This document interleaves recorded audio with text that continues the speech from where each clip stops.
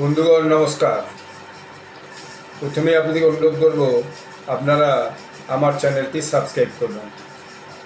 ভারত পাকিস্তানের ম্যাচ ভারতে হওয়ার কথা ছিল, কিন্তু ভারতীয় যে সাধারণ মানুষ কমন পিপলের বিরোধিতায় সেই ম্যাচ সরিয়ে নিয়ে যাওয়া হয় দুবাই। সেই ম্যাচ দুবাইয়ে গত রবিবার হয়েছে, কিন্তু ম্যাচ হওয়ার পর থেকেই বিতর্কের কোনো শেষ নাই। যদিও পাকিস্তান সেখানে ভয়ানকভাবে সেই ম্যাচে পর্যুদস্ত হয়েছে, কিন্তু তারপরে খেলার শেষে দেখা গেল পাকিস্তানি প্লেয়ারদের সঙ্গে ভারতের প্লেয়াররা কেউ হ্যান্ডশেক করলো না, যেটা সচরাচর খেলার শেষে হয়ে থাকে জয়ী এবং পরাজয়ী দলের সাথে। বিজয়ী এবং বিজিত দলের সাথে হ্যান্ডশেক হয়ে থাকে, সেটা করলাম। এটা নিয়ে ভয়ানক একটা বিতর্ক তৈরি হয়েছে। পাকিস্তানের বিরুদ্ধে আইসিসিতে প্রতিবাদ জানিয়েছে, যদিও সেই প্রতিবাদ খণ্ডন করে দিয়েছে আইসিসি, কারণ আইসিসির জেনারেল ম্যানেজার সে পাকিস্তানেরই পুরাতন লোক ক্রিকেট বোর্ডের। তো এখন কথা হচ্ছে, এই বিতর্কে কী দরকার ছিল? সারা দেশে যখন ভয়ানক একটা প্রতিবাদ ছিল এই ম্যাচ না খেলার পহেলগাম ঘটনার পরে, তো টাকাটাই কি সবচেয়ে বড় হলো? পিসিবি তো কোনো পিসিবি পাকিস্তানের সংস্থা আর বিসিসিআই ভারতের সংস্থা।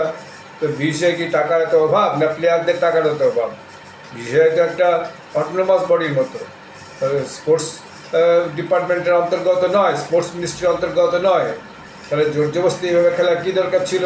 একটা বিতর্ক তৈরি কর, একটা তিক্ত তৈরি কর। তারপর দেখা গেলো পাকিস্তানের মিডিয়াতে সূর্য কুমার যাদবকে নিয়ে হচ্ছে যে অকথ্য কুকথ্য কথা বলা হচ্ছে, সিনিয়র ক্রিকেটাররা এই সমস্ত কথা বলছেন।